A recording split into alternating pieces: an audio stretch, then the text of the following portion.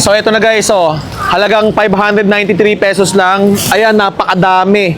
Ang budget ko kanina, 600 lang ang sabi ko sa kanya kung ano yung papasok doon sa budget ko. May sukli pa akong 7 pesos. Ayan, 593 pesos. Good for 2 weeks ko na itong supply ng gulay.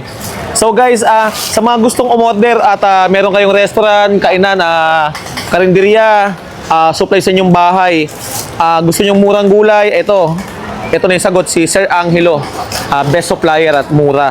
Hindi naman siguro mura, may tumataas din, may bumababa. Alam niyo naman ang presyo, taas baba lang naman. So ito, 593 pesos, pang-stock lang, 2 linggo sa bahay.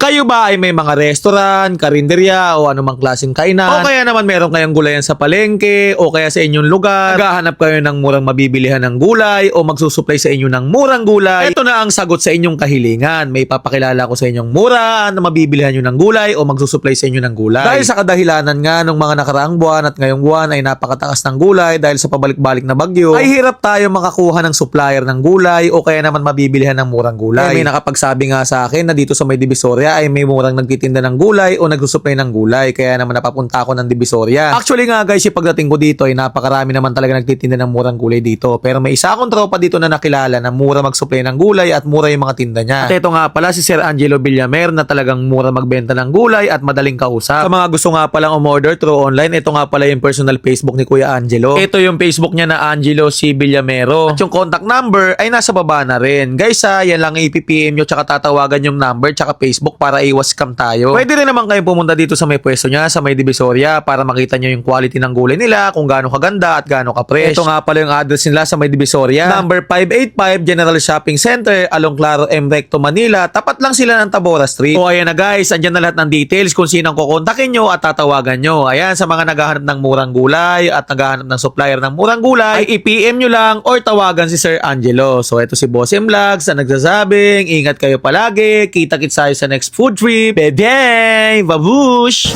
Magandang gabi, Sir Angelo. Ay, magandang gabi po, sir. Sir, tanong ko lang po, gaano kamura o ano ang presyo ng mga gulay mo dito?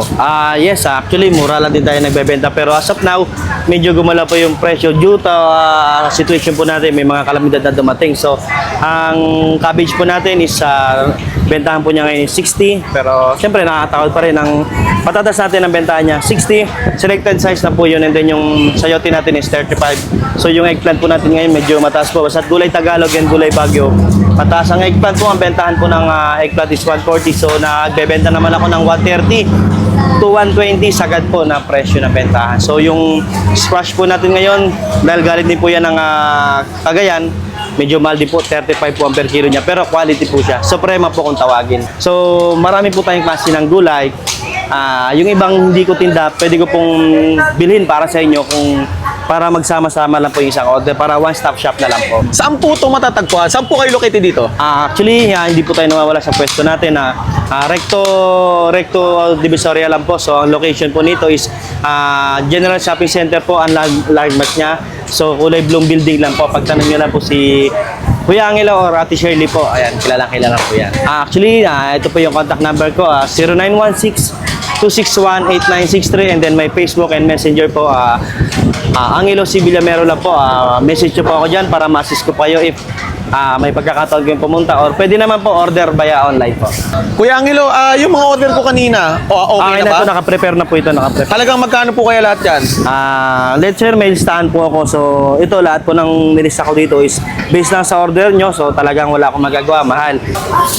So, yan na yan lahat, So, ito na po, sayote. So, ano po, correction po, hindi po kilo-kilo. So, kung ano lang po yung ilang piraso lang in order niya, yun po lang yung ibibigay ko. Pero kayo po, ipalki po, mas okay po, mas may tawad. So, ginger, kalamansi, talong, ito, kamatis po sa 3 pirasong patatas. Tsaka ito pong sili, medyo nagba-viral na naman siya ngayon.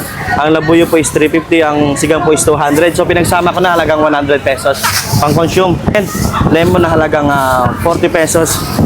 And then itong sitaw, buo talaga to, hinati ko lang para budget meal lang.